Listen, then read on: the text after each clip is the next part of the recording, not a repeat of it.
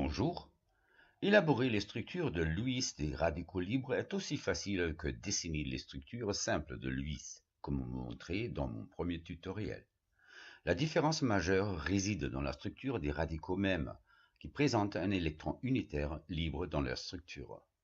De plus, le calcul de la charge formelle est indispensable pour arriver à la bonne structure. Vous voulez peut-être revoir mon tutoriel spécifique sur ce sujet. Regardons le dioxyde de chlore. Dessinons la structure de Lewis comme d'habitude, avec le chlore comme l'élément le moins électronégatif au centre. Ajoutons les deux oxygènes et les électrons de valence de tous les atomes.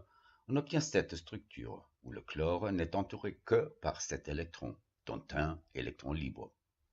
Le calcul des charges formelles donne pour les oxygènes -1 et pour le chlore +2. Serait-il possible à trouver une structure avec des charges formelles plus près de 0? En effet, en réarrangeant une paire d'électrons provenant de chaque atome d'oxygène pour former des doubles liaisons, on obtient cette structure, qui possède toujours un électron radicalaire et une paire d'électrons non liants sur le chlore. En revanche, le calcul des charges formelles donne 0 pour tous les atomes d'oxygène et de chlore.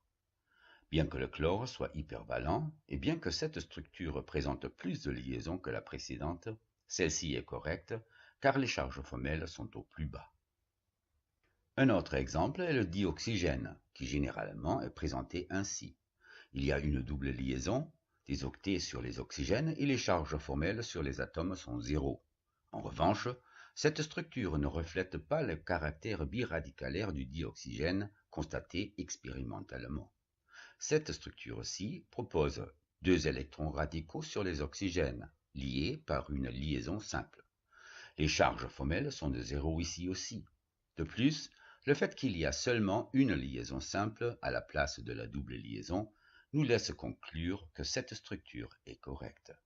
On se souviendra que, dans le cas où les charges formelles de 2 structures sont égales, on choisira celle qui présente le nombre le plus faible de liaisons.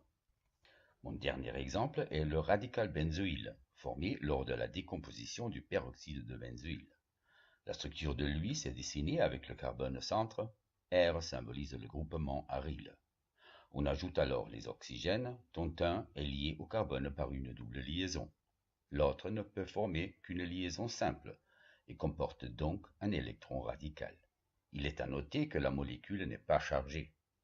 Le calcul des charges formelles donne 0 pour les oxygènes et le carbone. Et bien que l'oxygène comportant l'électron radical ne possède pas un octet d'électrons, cette structure est correcte. Dans la dernière planche, les points essentiels pour élaborer les structures de Lewis de radicaux libres sont résumés. Merci pour votre attention et à bientôt.